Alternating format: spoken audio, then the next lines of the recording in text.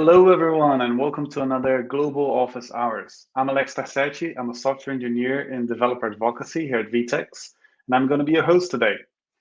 So for those who don't know, the format goes that we first do some announcements of things that might be relevant for you to know since the last time we were here.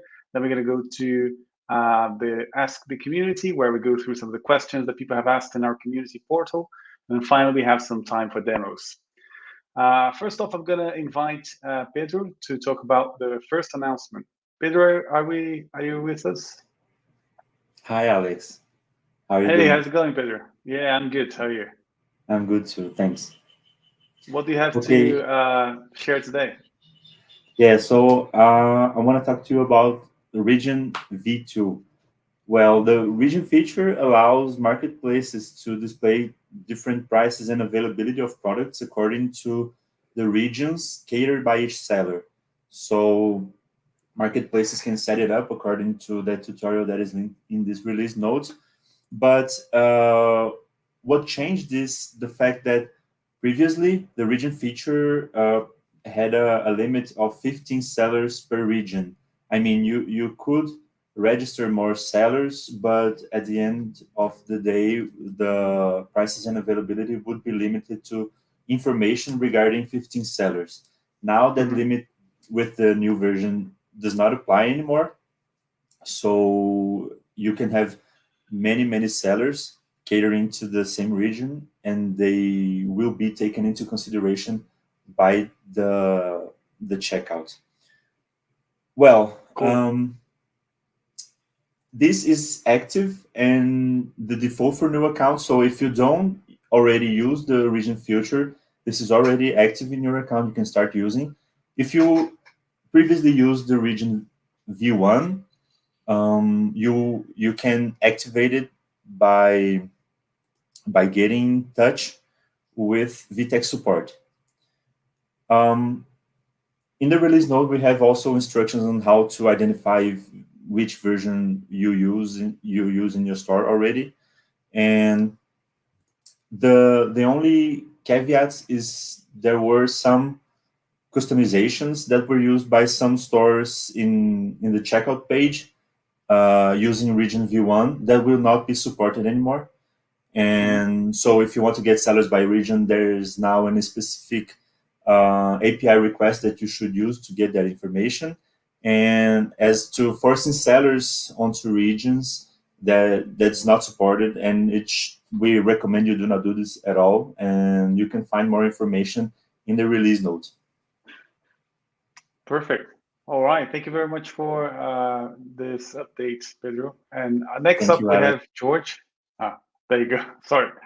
Next up, we have George, who's going to come and talk to us about a few announcements. Awesome. Thanks for introducing me, Alex. I think I'll be here for a long time in this event. But the first change we have, it was actually published in our Help Center because it's super important. It's about changes in the name and restricted actions available to the master user. So before, if you've been using VTEX for a while, you've already heard this name, master user. We won't be using that name anymore. So that's the first news. We changed that name to sponsor user, just in line with many changes that we're seeing that reference in tech. So instead of saying master, we'll be using sponsor. But there's also another change here. So let me go here to the documentation and to the full announcement. But one of the things is that sponsor management is now invitation-based and fully auditable. So while before you had to make a request to VTEX support and it wasn't really associated to your contract, you didn't really have a clear way to transfer store ownership. Now it's super simple for you to do that in your admin interface. And you have this activity log here where you can see, every change that was made to that. Because if you already know what sponsor user means, it means that you can do basically anything. You're the owner of the store. So that's a very important role. And sometimes stores have a hard time because someone in their operation left, for instance. And in the case of someone leaving, you can always reach out to us at VTEX support. There's in our documentation here, you'll see in the end, there are exceptional circumstances. So in Brazil and other countries, you might have other flows, but the main flow is very streamlined now with this process. And one more thing about this quick announcement is that while before only the sponsor user was able to create application keys for API integrations, now the sponsor user can delegate that to other users. So that makes things a lot easier because sometimes the sponsor user is just a business stakeholder, for instance, the e-commerce manager. He doesn't really want to, deal with creating API integration keys, and they might even not know the risks involved. So maybe by having this, they'll be able to make it quicker and make it more associated to the person who has the technical knowledge to understand what the API keys are, right? And I guess everyone watching this developer office hours realizes the power and the responsibility behind application keys. Good stuff. Yeah, I think the first one you mentioned is a small but very important change. So happy to see that happening there. And it's nice to also see that we move away some of the bottleneck that the sponsor user can become with these things like creating application keys and stuff like that. So yeah, we're trying to make some more flexibility. Simple. Yeah, yes, exactly. That's good. It's always good. All okay, right. so I think you're going to stay with us, aren't you? So yeah, Karen was going to do this.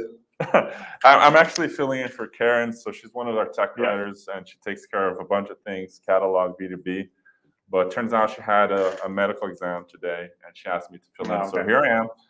So in Karen's place, I'd like to tell you that we also have new catalog integration documentation. So that's also super relevant for developers, especially those creating ERP integrations, POS integrations, things that require, massive bulk imports of catalog data. And sometimes our catalog, as powerful as it is, can be sort of a hassle. So we made this complete catalog with, catalog integration documentation with all the information about each and every API endpoint, what's the order they need to be called in, and how to make this as streamlined as possible. So Karen did a really good job adding more docs. And to the next one, we also have a new B2B feature that's super cool. So access control list is a new B2B feature that allows you to create a list of users that can access specific products on the store. I'm actually going to go on and open that release note for you so I can get into more detail. So access control list, it's usually for B2B. And the way it works is you can have a list of users that can actually access or not a specific part of the catalog. The way you do that is you create a product specification called block list. And if you have a store that's using intelligent search and it's using store framework, you're able to add that block list like 1, 2, and 3. You add the users that are able to access that product, and then these on the block list won't be able to see that product at all. So that's a way often B2B stores they want to limit which one of their, the enterprises that buy from them actually can buy because of restrictions like regulatory restrictions or just because of their sourcing contracts. So definitely check it out if you're looking for something like that. It'll be a lot easier for you to control and with that sort of granularity. And finally, I think that's the last one. We have new commercial condition endpoints. So our catalog API is huge and it's always growing. And one of the things that people sometimes had a hard time doing is adding commercial conditions to products. You could do that through the admin, but not through the API. And these new API endpoints help you do that. It's like doing the checkbox in the catalog, but instead of doing that in the catalog, you can do it using the API, and that makes people's lives easier.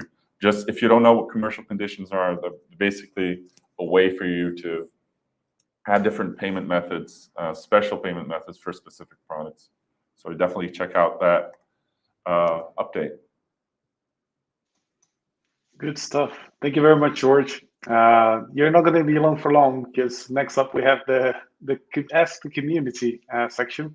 If you want to, but before we go there, if you want to see any of the changes that we mentioned and more, make sure to check out the changelog, and then everything's going to be there and more. All right. So next up is the Ask the Community section, and this is where we go through some of the questions in the community portal. And then we dive deep into them, answering them very thoroughly. It's all I like to think of it as a commentary version of that answer. So we get a full director's cut, full picture. Right? A director's cut, perfect. And today we have George again. So George, hey guys, the floor is yours. I'll give you some time off the screen, all right, Alex? I think Okay. I'll be here for long, and I'll bring you back. Don't worry. Okay. Okay, people. So let's get on to Ask the Community, the section where we start talking about questions from the community. So the first one is by Tanish, and he claimed he was facing lag in MasterData V2. That's an API for you to access storage in our infrastructure. So I said, hey guys, this is my concern. I created schemas, and I'm able to post that data successfully, but I'm not able to get that data with search documents. So just to clarify before I get into the question, schemas are sort of like tables or objects that you can fetch inside master data. So schemas are the structure of the data, and search documents is the API where you get that data. So going to the question here, Sophia Diaz from our team went ahead and gave him a straight answer. Have you tried something like this? So she actually gave him the endpoint. And an important part here is the fields all parameter in the query. So I tried to give a little bit more detail on Sophia's answer. So she's right. It's a common mistake developers might make using the MasterData API. If you don't add the fields all parameter, you're not going to get as a default all fields. You're going to get none. So this is a part of the documentation I linked in the question, and that how to fill the query string attributes is super important. So if you want just some, for instance, if you're accessing the client table in MasterData CL, and you're trying to get email first name, for instance, in their identity document, that's number one there in your list. You'd add fields, email, first name, document.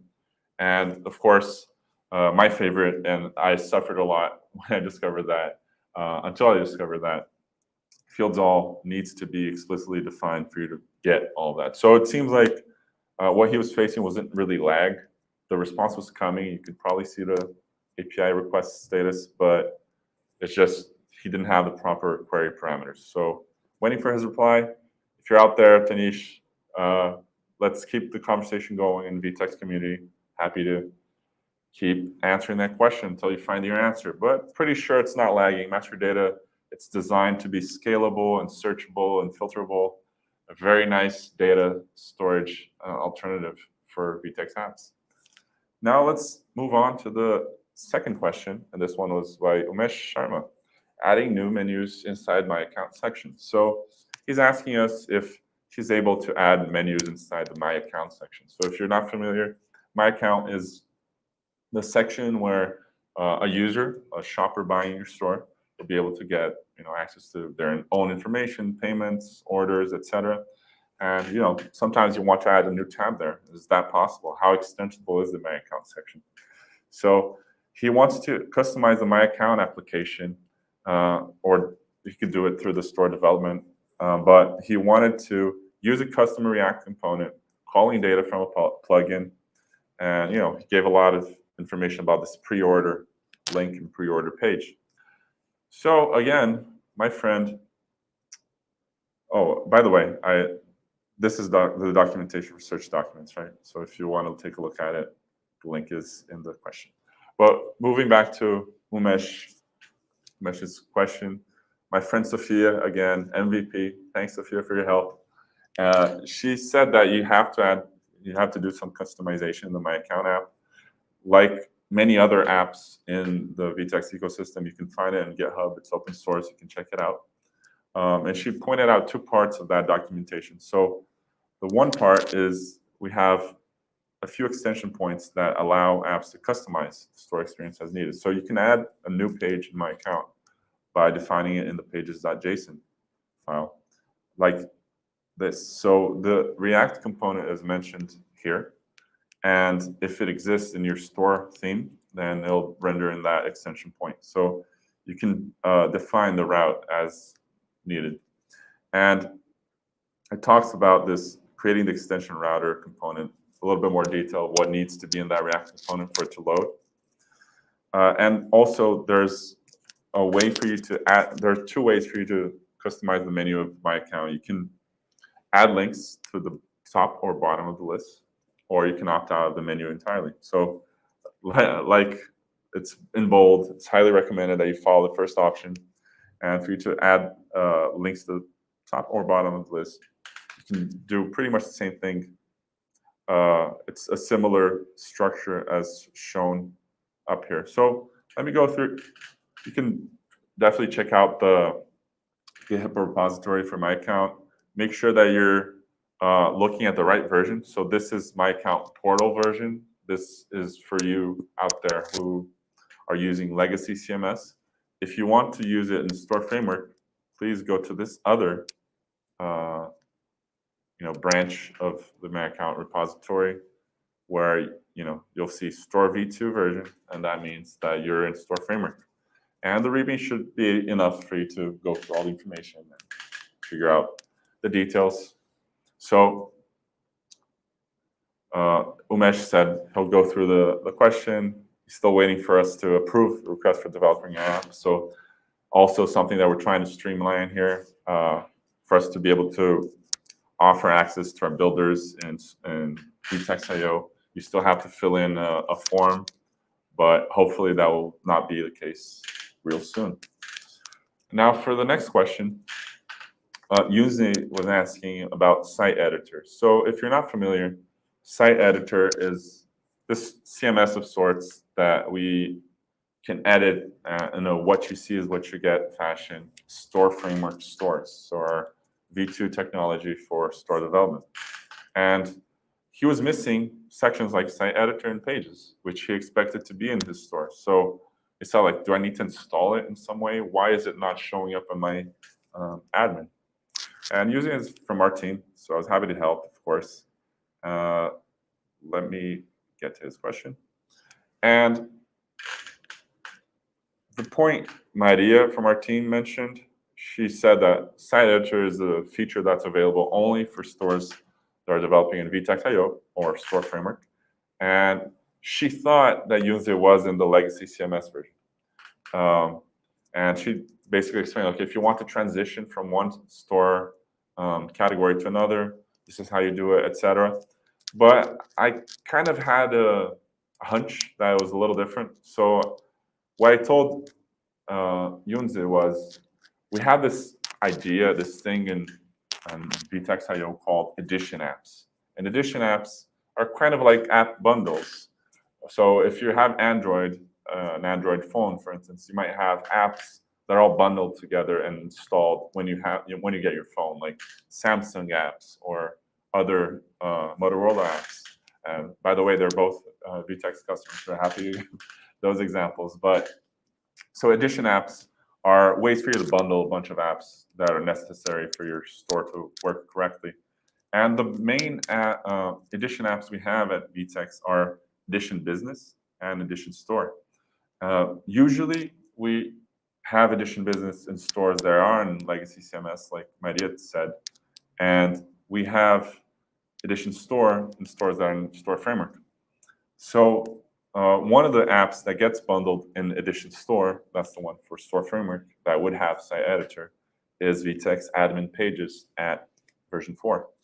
And you can see that, of course, these menu items that he was mentioning, pages and so on, site editor in the open source code on GitHub. So again, you could definitely check out our code in VTEX apps, the VTEX apps org. And like I said, see site editor here, you see pages here. So that's the app he was looking for. And looking into his account, he figured out, yeah, so that's a problem. I didn't have the Edition app in my account. It probably had a testing account, wasn't set up by our team, so maybe something was missing. So he changed it to Edition Store, and all is good. So let me even, I guess I can open my terminal live, just so you can get an idea here. I can do VTEX login in Cosmetics 2, for instance, if that's one of my test stores.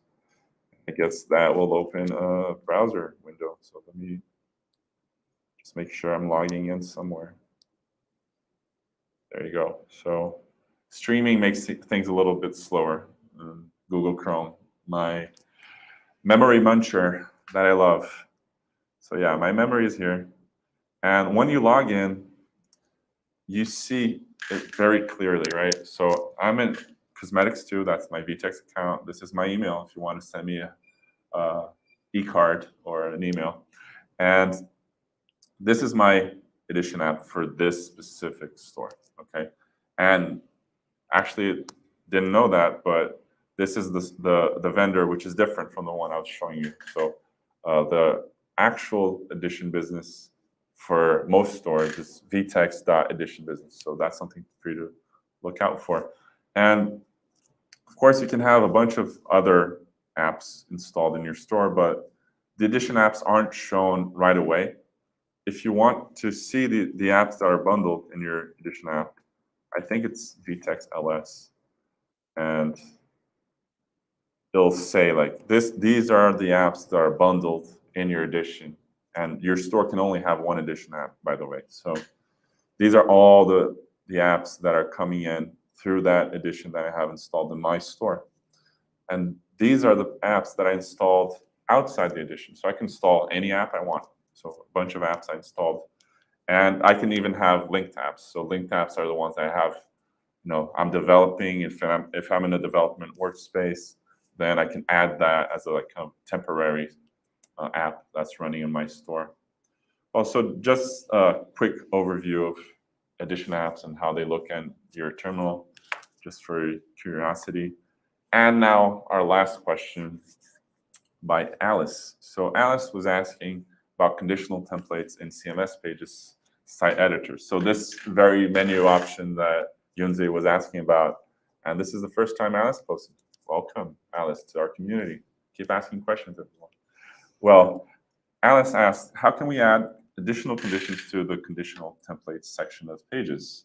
Right now, only date is there. Can you help me? So she's trying to add a page that is conditionally going to appear in her store. She actually tagged me directly, which was awesome. Thanks for your attention, Alice. But the person who actually helped her was our tech writer for VTEX.io, Mariana. So she said that the only condition that we have for now is date. And she just kind of prodded around, like, what do you need this for? Maybe I can get the product team to help. And she wanted to be able to choose a template for a specific brand, a category, or collection. So kind of have a different page layout depending on which page is loading there for a specific kind of thing. So what she said, Mariana, is that you can create a new template in your store themes code, and you can just create new. You can add as many templates as you want. So you could, for instance, create a template for product collections, such as the search result page. There's a documentation she linked to, and she thinks it would be helpful. So these are some of the pages that we have in Store Framework. So if you want to customize the home page, it will be Store Home. If you want to customize the product page, it will be Store Product. In her case, Alice, she's talking about a PLP or a search results page. So this is Store Search. And if she wants to create a new template, she should just go like this. So you can have a template for product collections, for instance, and other templates that are possible. So it'll be a store.custom, hashtag, whatever name you want. So these are the standard ones, but you can have as many templates as you want, basically. And this is what Mariana was explaining. So Alice said, like, yeah, I've been doing stores here for a while. I wanted to explore how I could use different templates for the same path. And according to our product technical analyst, it's not possible for now. So for the same path, you wouldn't be able to do different things. You need to have different paths, and you have to have a custom layout. So unfortunately, it's something that's not possible right now, but we'll definitely help the product team move in that direction and get that possibility further understood and development. So that's what I have for today, Alex.